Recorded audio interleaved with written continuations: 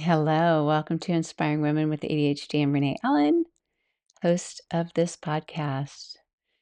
And yes, I'm excited to be here. I know I say that a lot, but I am. I'm happy to be here. And I want to talk to you about something that I've thought about mentioning for a while.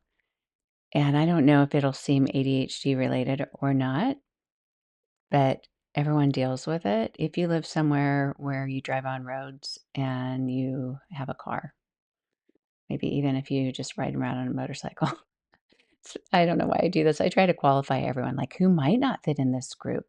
There might be people who just ride a scooter and they live somewhere with really good weather, or they ride the bus or take the train, and that may be true. So, but if you have experienced traffic or road rage or impatient drivers, or if you fall into that on your own, I'm going to take this bracelet off. It's making noise. I don't know if you watched the documentary about We Are the World, the 80s video that Michael Jackson and Stevie Wonder and all those amazing artists were in, but I think Stevie Wonder no, wait, Michael Jackson, who else organized it? Oh, Lionel Richie. Yeah. Um, anyway, I think Stevie Wonder was part of the planning, but at the end, they say he kinda just came in the last minute and, didn't have a lot of input on the planning even or he didn't help him with that. Not trying to say anything bad about Stevie Wonder. I can go off on a tangent any very easily from my tangent. But anyway, it was kind of fun because at the end, they said they were getting to Cyndi Lauper's part, and if you know that song, she does that, "Well, well, well, well," and just sings it like crazy, and they kept hearing what they thought were chains, and they thought, "Why are these chains coming in? What's going on with these chains?" And they kept listening to the recording, and they kept having her do it over and over and over again, and I think this microphone's not over enough. Anyway, um, it ended up that it was her necklaces. She had on so many necklaces, kind of one of those '80s things that, that it was just making all this noise. So as she'd sing and the microphone was on her at that time and she's, dancing and everything, that all of her millions of necklaces that she had on, probably a bunch of bracelets, were just making all this noise getting picked up. So my 2 little bracelets, I actually have a 3rd one on. I'm taking off because the 3rd one probably have maybe it'll make a sound too. I'll move it too. Gotta get rid of those distractions, right, before I start. But road rage and looking at ideas of what you can do when you're on the road, either dealing with other drivers who aren't good drivers or people who get angry for no good reason, or you might make a mistake while you're driving, or you have your teenager driving. That's one of the scariest things ever, is to have your teenager driving and you're in the car. They probably have signs for this, with Etsy and all that and the internet. But back when the internet was very, very young and you couldn't buy things everywhere by anybody of everything, I went to the hardware store and bought a sign, and I think I just turned it over. It was kinda like a sign that you'd have on the road, but it was I don't know what it was for, like, for your driveway or your door, like, "Beware of dog," that kinda sign, and then I flipped it over where it was blank, and I wrote on there, "Caution, student driver," and put it on the car, probably with magnets or something. And my kids didn't really like it, but I did that because I didn't want people mad at them. I knew that my kids might drive too slow or drive too fast or get change lanes in a way that people didn't appreciate, and I didn't want them to get mad and do something retaliatory that could be dangerous for us. And so I thought if I have that on the back, kinda like when people had those little stickers or whatever that said "baby on board," the whole idea was, let's help the world know that we're humans in this car and that we want to have you treat us kindly because our teenager's trying to learn how to drive, or we have children in the car, maybe that child's upset and I'm working with that child, or we wanna keep this car safe, drive carefully around us because I have children in here. We should drive safely around everyone. But when you get in the car, and especially at busy times of the day, and it might be that that's the only time that you drive, driving your kids to school or driving to work or having to go to the store at that time of day when it's really busy or you get on the freeway or something, you might deal with other drivers that can be scary to be around. And what do you do? So let's just look at it as you being the very innocent driver that you are, and maybe you are. But let's take that scenario first. So you are the passive driver, you're driving, but you're also they call it a defensive driver. You're looking around, aware of other drivers because that's the safe way to be because you can't really predict what they're going to do. So you try to get an idea. Are they trying to turn even though their blinker isn't on and all those things? And then you have somebody who swerves around you or cuts you off or just gets impatient because they want you to go faster than you are and you're going as fast as you need to go, whether it's because you don't want to go higher than the speed limit or it's raining and the roads are slippery or the conditions aren't such that you can see very well. There can be all these different reasons for you not driving in a way that somebody else wants you to. And they might just, like this drivers on the freeway that just weave around everyone and you just kind of go, whoa, you're startled by them for one thing. So that changes your nervous system. You went from whatever state you were in. Maybe you weren't totally mellow and zen and stuff, just driving in your car, but you might have been a little tense because you think, "Oh, I have to get here on time. I left a little late," or, "There's more traffic than I thought," or, "I don't really wanna go to the doctor," whatever's on your mind, or you're listening to the radio and, yeah, you don't wanna hear the news. So, all that stuff that could already make you not be as calm as you would hope to be, and then maybe you keep hitting red lights. So, there are so many stressors that can impact you and even if you don't get that driver that's not driving as safely or that you see almost run into somebody and you think, "Did you see what you were doing?" We have all these experiences that we have in the car, and it's really crazy because it's like the cars start treating each other like there aren't humans in the car. And I don't know if you've ever thought about that, that it's just like even just the way people say that, "Can you believe it? I mean, that car cut me off," or "That truck did this." And really, it wasn't the truck, it was the driver, unless the driver lost control of the truck or something somehow. I always look for those exceptions. But there are people in the car, whether it's the driver or somebody else, and trying to first remember to make driving a more human experience and hopefully make it a better place because it happens one person at a time. And even though we can't control everyone, if we could just control our car, that could have an impact on the other cars. And maybe they'll start spreading the news or getting this kind of news, spreading the news. We'll start spreading the news and people will hear about it. But I would love a movement for a more peaceful driving experience. It used to be where people would say, "Let's go for a Sunday drive," because that was a peaceful experience to get in the car and go somewhere. Road trips were really fun. We didn't think of being stuck in traffic for 3 hours. That was supposed to take 5 hours to go up there, but it actually took 8, it took 9, I was exhausted, all that. And so it's become pretty stressful to drive places. I don't know why. I don't know why. Road conditions, I don't like it when they have construction at peak times of the day, all of those things that can irritate us. And when you're driving, first recognizing if something unexpected happens, that's pretty normal.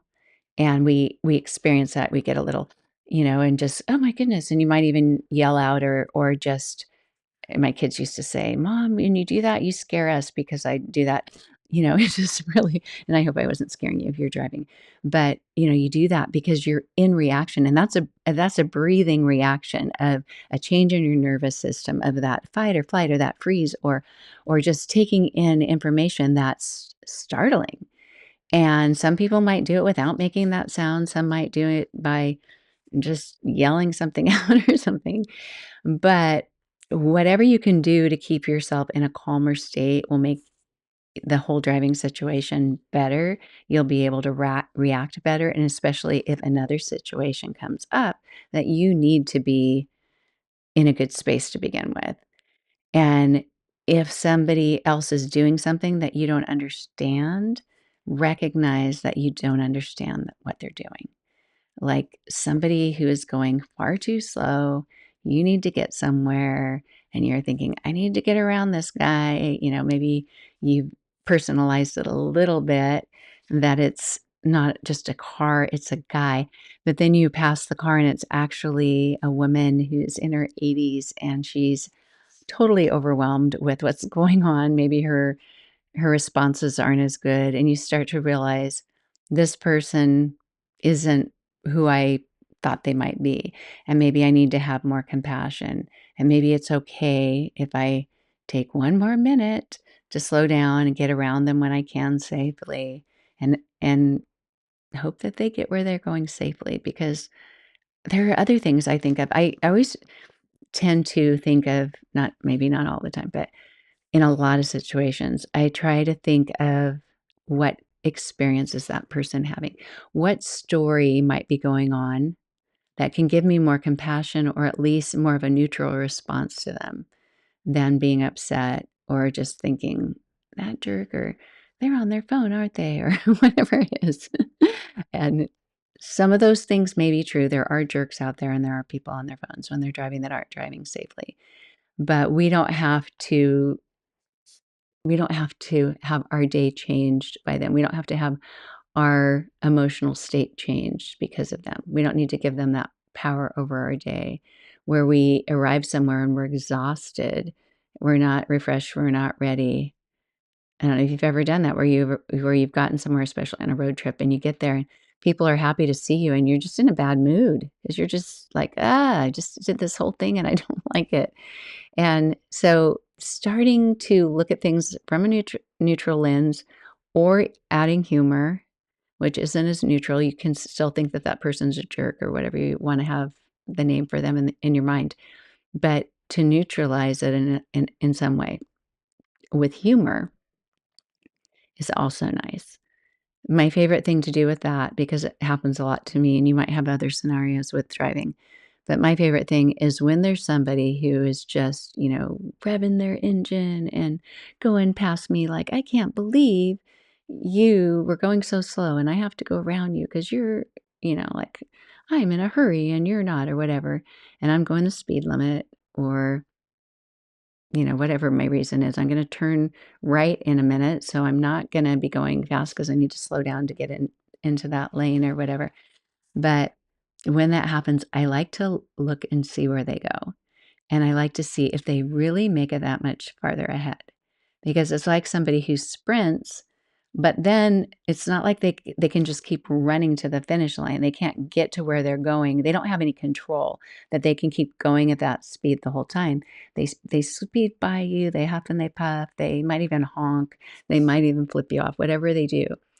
And then, a few blocks later, you see you're right next to him at the light, or maybe you're even in front of him because they're in a different lane, or they have to turn left, and they're not gonna get there any faster than if they would've stayed behind you. So that kinda cracks me up. That kinda helps me just stay in a better mental state, because when you're laughing, even if it's imaginary, like, thinking that even if you don't know the end of the story, just telling yourself that, so what? It's saving them 5 seconds. They're gonna get there 5 seconds earlier. Is that really gonna make a difference? I like kinda just telling myself that. But what can you actually do when you're impatient? What can you do to calm yourself when you're impatient? Can't really do anything for the other person. You can get out of their way if they're impatient. My husband's really good at that. He'll pull over at the side of the road and let people go by when he knows they're really impatient.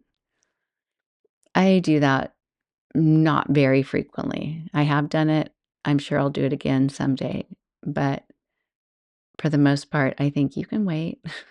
I'm not going under the speed limit. You can wait. Uh, I don't know. But he's really good about that, of just getting out of their way and letting them go. And I do that if there's somebody who I think is driving unsafely or something, like, "Go around me, go ahead." But if if you're at a light, did I just mention this recently? I think I remember mentioning a green arrow. Oh, but for a different reason, because I didn't understand the green arrow system in Arizona. Or no, it was the blinking yellow light. It's different in different states. It's probably different in different countries. I'm not good at learning new systems, but Anyway, so you're you're at a green light, you have your green arrow, you're waiting to go, and somebody's in front of you. And just like we can do while we're waiting, we might not look in front of us the whole time. We might not be looking at the light the whole time. And the light turns green. It's time to turn. And we know with those green arrows, they don't last forever. So we want that person in front of us to go so that we don't miss our opportunity, especially if we're back a few cars. But if you're the one car behind, you might feel like, "Hey, I'm right here. Maybe I should tell him hello." Like you're looking down at your phone, or maybe not. Maybe they're just adjusting the air conditioner. They're doing whatever else, and so you honk at them. And I used to be more of I'll honk at them because if it goes too long, that could be a problem. There are people behind me, so I feel like I'm doing a service to the community by honking at them. But there are different ways to honk, and some honking can sound ruder than others. And if you don't have a horn I mean, I don't have a very new car, so I don't know if newer cars are better. But if you don't have a horn that responds in a gentle way, some cars that it's hard to make it sound like a friendly honk, like a doot doot, like a doot doot, or something. Some of them just sound like or you just lean on it a little bit wrong, and it can sound like a come on, get out of my way. And what have you done? You've taken somebody who isn't paying attention for some reason. And a lot of times when you're not paying attention, you're kind of at a more relaxed state. So think of me in the car, and especially when I had kids, and maybe I'm talking to my child or something, and I'm in a more relaxed state, and then I get this alerting, uh, and then I'm thinking, what? And then I'm like more upset inside, and oh, okay, okay, and I go, and my day has been changed by that interaction. Can I be tougher? Yeah, sure, I can be tougher. But as I've thought about that, do I want to create that in another person? Do I want to create some kind of stress for them? I do not know what they're going through in their lives, and it might not be good. And one more stress could just be the breaking point, or it could just add to them getting somewhere, being more stressed, and then maybe not being in as good of a state of mind, emotional state or something, not handling a situation as well, and that could affect their lives. You just don't know what chain of events, what part you're in. And since I really gave that some thought, and this has been like 5 years or more.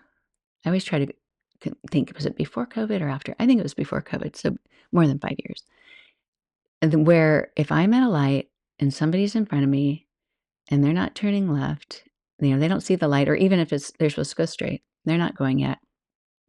I think, give it a little bit. I think they're gonna figure it out. Can I wait 1 second or 2 seconds or 3 seconds? Usually those 3 seconds are a lot longer than we think, and our initial reaction to say, "Hey, go," and we just make ourselves wait, they'll figure it out, and they don't have that jolt to their nervous system. And we don't have that energy going into it. We have the energy that has calmed ourselves, and we go through that light better. My other little tool, a stoplight tool, this is my stoplight yoga, is using the breathing that I use in my yoga classes at the stoplight, because I have a hard time waiting, and this is an ADHD thing. So if you have I think it goes more with the impulsive hyperactive part of ADHD. If you have a really hard time sitting still, standing still, waiting, waiting without any progress. A stoplight is the epitome of waiting without any progress. And when you see the lights on the other side come on, and "Oh, this is, like, so much through traffic, it's gonna take forever," and you're sitting there and you're and it can seem like a really long time, which, yeah, we can make it. I tell myself things like that in traffic. I try to give myself all this positive self-talk is, you won't be here forever. You're not at all those other stoplights still that you were at, years ago, or whenever I was in traffic thinking, you did make it home that night, grateful that I did. But eventually, even what I call parking lot traffic, where you feel like you're in a parking lot, there's cars everywhere and no one is moving. It can drive me a bit mad, But I do have to give myself that positive self-talk of or just, tell myself little tales of eventually this is gonna be moving in an hour or 2 or tomorrow or the next day. It's not lasting forever, even though everything in your being might be, "It's lasting forever. I'm not going anywhere." So that's just some of it is just the talking to yourself. The other part is the actual breathing technique, and you don't have to tell yourself anything. You can just do this. Before I taught yoga, I did yoga videos at home for like 10 years. And the instructors that I did yoga with were Baron Baptiste and Brian Kess. They were the 2 that I did yoga with the most. And they would talk about ujjayi breathing. And I thought, okay. And they tell you all this stuff, even other yoga instructors about, it's like a Darth Vader breath. You hear the sound or ocean breathing. And I have no idea what I actually did because when I finally figured it out, however many years later, I realized I was never doing it right. I think I was just breathing more slowly. I think I was trying to do what they said, but once I actually did it correctly, I used it in so many situations like a stoplight where I'm sitting there when I tense up in my body, I do it. And the funny thing with this kind of breathing is if you go to a yoga class and the teacher's telling you, like it's an audible breath, meaning you can hear yourself breathing and you can pay attention to your breathing, the pace, the timing, the texture, the feeling, the sound. And there are people that when you say that, and I don't say all those things at once, but this is a variety of things I've heard or that I've said. I like saying the texture for some reason because there's kind of a throatiness, a texture to it. But there are people who think, "Oh, if you're supposed to hear that breathing, then it's supposed to be really, really loud and everyone's supposed to hear it." No, it's just you're the only one that needs to hear it. No one else needs to hear it, and nobody else wants to hear it that I know of. that I know. But anyway, so where am I with that? Oh, okay. So what you have to realize is that there is some kind of a texture to it. If you're watching on YouTube, I'm distracted. My little Renee Allen sign's kind of big. I'm moving it, making it smaller. Anyway, so there's a texture to it, and that's helpful to know. And it's helpful just to know what your throat is doing and what sound that you make normally does the same thing. So the easy one is the exhale because it's like saying "ha." It's sometimes people say it's an H sound or it's like fogging up a mirror with your breathing, that and I don't know if this my microphone, I don't think it picks up on me breathing, but so you're doing if you just say "ha" with as much force in the H part, I think of it as pushing the air out from the base of the throat. I don't know if you've ever used a push broom and you push it like the really big kinds that they would have in a multi-purpose room at the school or something or in the gym. And if you ever got to push the push broom, it was really, really fun. It was really big. And that's what I feel like is that when I'm exhaling, I'm pushing that air out. I'm doing that. It's right here from the very base of the throat, like in the neck, the base of the neck, and you're pushing that out. And even if your mouth is closed, which is more calming and it's a kind of cleaner breath, even if your mouth is closed, you still have that same action that you're saying "ha" and you're pushing that air out. And I know this sounds like a lot, but you can do it like in a few seconds at at a traffic light. So the inhale, I think, is harder to explain. And I say that because people can do yoga with me for a long time, and like I said, I did these videos for years, and I wasn't doing it, but then I actually did a video called "Learn to Breathe," and I learned how to do it. But one thing that was super helpful was the inhale is an "eh," like an EH sound, and when you widen your mouth and you just do an "eh," it's not an E. E brings your if you look in the mirror, can just feel it. If you say "E," it's almost like you're smiling, so that's why they say cheese when you're getting your picture taken. But if you I shouldn't even wear my glasses. I'm not reading a thing here. I'm just talking. I'm wearing my glasses because I'm looking at myself. But the E sound is like say cheese, and your mouth comes up like you're smiling so big. And the older we get, the more we realize that in those pictures, It makes your eyes smaller. Maybe we shouldn't say cheese quite so much. Maybe some che. I don't know. But the S sound is widening in the mouth, but not so much expanse in the smiley parts. So you're doing your mouth is completely relaxed. You're again, I can see the microphone's not really picking it up, but it's a slow and if you think of the throat again, not the mouth moving, the throat is widening as you breathe in. It's if you're saying eh, and then on the exhale, it's ha. And if you practice this enough with your mouth open, and you can breathe in 3 or 4 or 5 counts in, maybe even longer. You might even do 6 on an inhale, and then exhale the same or a little longer. And there are so many different recommendations on that. Some people have box breathing, 4 counts in, 4 counts hold, 4 counts out, 4 counts, whatever. Or a lot of teachers just do in 2, 3, 4, out 2, 3, 4, which does seem more rhythmic. That's what music is a lot of the time is, or in 2, 3, out 2, 3. It sounds better, I think, when I'm teaching the class.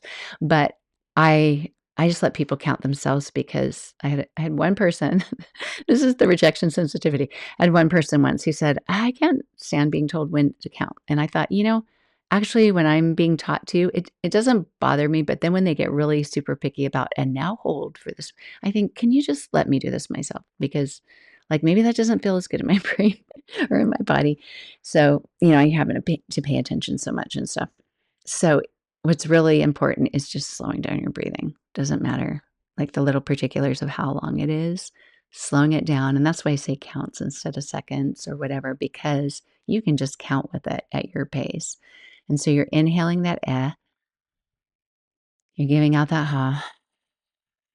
And as you do that ha, you might realize in your body, that's what your body does when you sigh. When you are giving a big sigh of relief, you're going, and your body just relaxes. So it's a manual way to relax. And it's just calming. And you think of when you're doing something like you're at the ocean, you're looking around, it's all soothing, it's beautiful, and you're kinda like, that's kind of the thing. Your body actually knows how to do these calm responses of, "Oh, this is just wonderful," and then, I'm so relieved."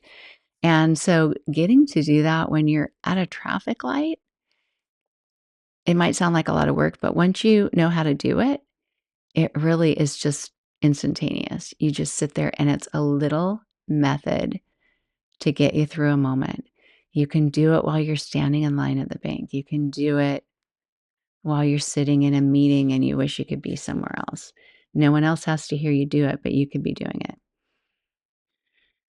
And just becoming a calmer, happier person because you're more content when you're happy. And it also gives you something to do. We all need something to do when our brains are going crazy. We don't want to sit in traffic. One of the things I tell little kids to do, I teach music to kids at church.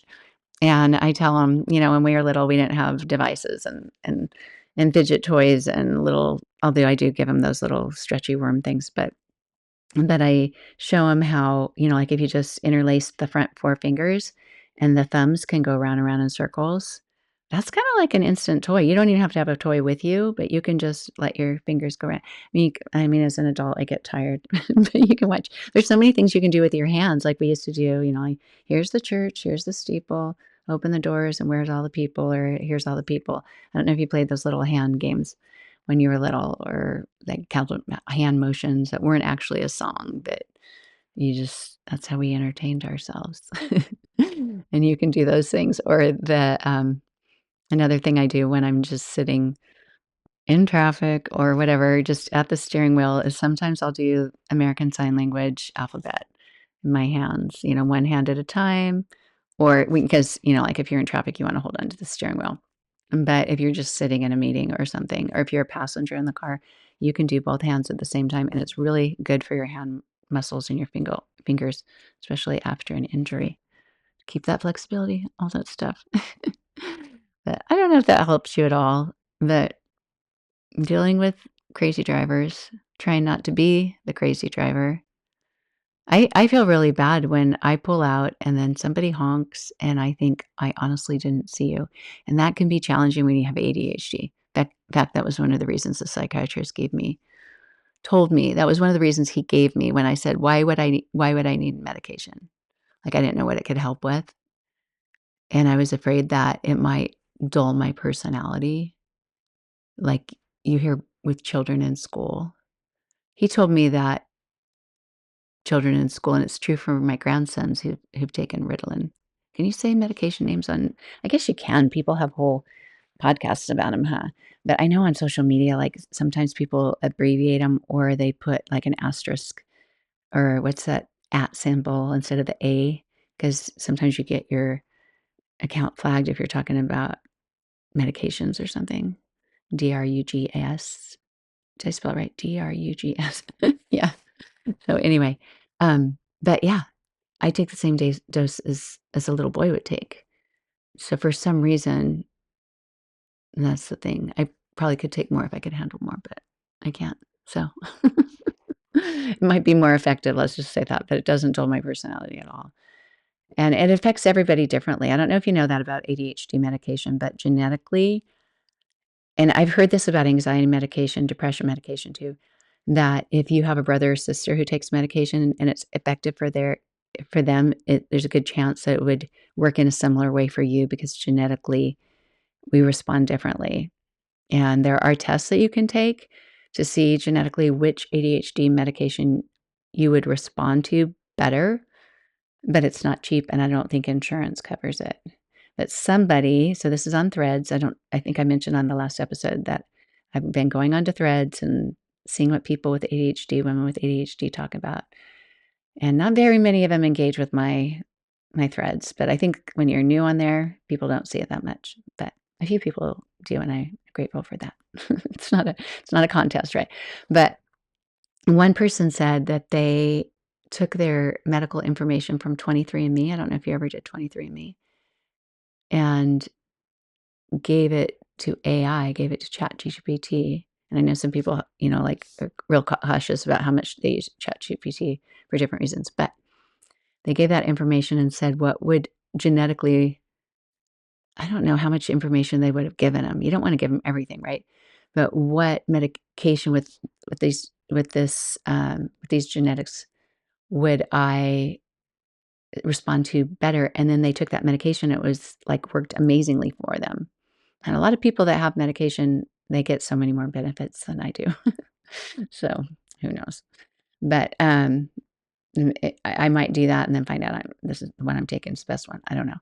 But my thoughts with that, because you always got to think and analyze more, is one, 23andMe, if you're familiar with it, it's a company that you could do a DNA test and they tell you like what your heritage is, what countries you came from, which is fascinating because my grandpa came from Romania. So if I understand genetics, and I don't know that I fully do, but the most Romanian I could have in me is 25% because he's one fourth, right? He's a grandparent. Unless my mom has more of his genes than my grandma's, I don't know. I think she does actually. I don't know. But I had close to 25%. So I thought that's pretty good. Anyway, um, but I don't know, several months ago there was a whole thing about 23andMe went bankrupt and they're getting sold and if they get sold, all your information's at risk and you can cancel your account, you can like do all this stuff because all your information was there and they were keeping it for you. And if it got sold to a new company, then they would keep it there too, and you could look it up and stuff. Anyway, they had ways that you can download it and then have them delete everything, which I did. So I'm like, oh, good, because we want that information safe. That's my personal information. That's what I was thinking. So I have it in some file somewhere on my computer. But if I give it to ChatGPT, isn't that just giving it to the whole world? It's not like a login thing. Yeah, that's what I think. Unless I'm just giving them a small piece, because I know there's information on there, like how like you're more likely to have celiac disease because you have this gene. You're more likely to have this because you have that, or be prone to whatever. So I don't know. This is another little fascinating thing to explore if you're trying to find the right medication, if you wanna look into medication. But I think that's gonna be it for now. I hope you found some little piece of information or just even thinking about what it's like for you on the road and maybe where you could be a little calmer, whether you just need to be in reaction to other people or maybe not be as aggressive.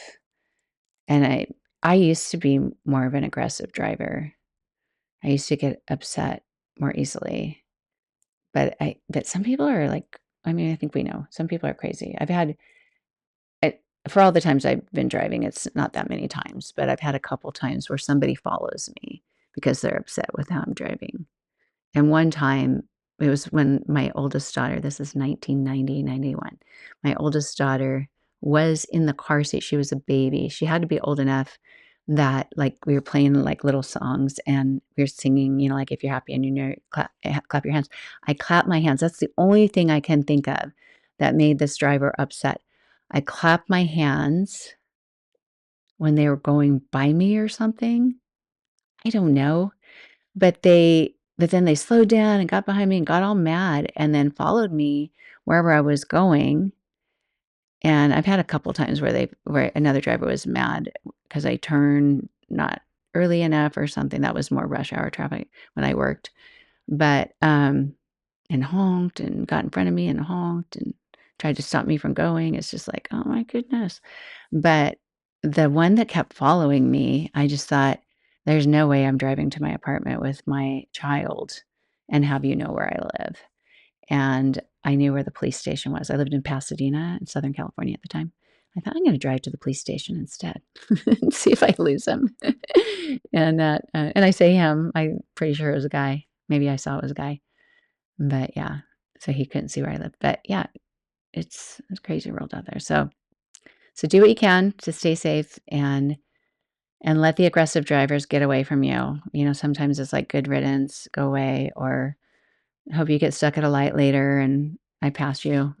So whatever it is, make up stories in your mind. Try to stay calm. Do your ujjayi breathing. That's what that's called. Some people still call it ocean breathing. I was thinking the other day while I was teaching a class, because even at the end of a yoga class, when you're just lying there in shavasana or even just a restful pose, and shavasana is just where you lay down and do nothing at the end and just kind of let everything. It's kind of like a recovery mode. Let your mind really, really relax, and sometimes that's the hardest thing for people, but once you get it, it's really soothing. It's really calming. It's better than a nap in the amount of time that you spend in it for sure. But, um, but one of the comparisons I make is that with the ocean. So, like, if you're breathing really slowly, especially if you're laying down on your back, and you think of the ocean waves, and the waves come up, and so that's your inhale, and you're expanding in your chest, and the waves come up and they expand and they grow. And then you exhale, and that ocean wave goes, it crashes down on the sand and then it dissipates into the sand. It's all calm. So you're exhaling out, and then it just goes, out, out, out, out, out, out, out until it's gone. And then you bring in a new wave. So that's kind of the visual of the ocean breathing. And I was thinking, but sometimes you want it just to be more calm. And so then I was thinking, well, that could be lake breathing because when you go to a lake, there are waves that come in, especially if a boat drives by or something. But there are waves, but they're really subtle and they're really gentle and they kind of trickle. And so I thought, I'm going to have lake breathing, even though it doesn't sound as pretty as ocean breathing. But yeah, lake breathing. Thought of another breathing, but I will save that for later because I could go on and on. That's actually super good for stress relief. I'm going to talk about that next week. And I really do want to relate more of the how to calm your nervous system along with all the methods and strategies with ADHD because our brains will perform better, our bodies will do better, our emotional regulation, which is challenged when we have ADHD, will be more mellowed out if we understand these other things. If we start with a calmer nervous system. So nobody wants to be stressed all the time. Unless you really have, like, some work to do, like like sometimes like if you need to go fight a battle, you can do that. You can be stressed. But even doing that, not being reactive is important, and just observing the people that are, like getting heated, and you can still have your strength and your power, but sometimes you do have to have a little bit of build up some kind of energy to go fight your battles. So we have to, especially as moms, I found I had to, be that mama bear sometimes and step in and go, this isn't my usual mode, but here I go. I'm going to fight this. So anyway, thank you again for being here.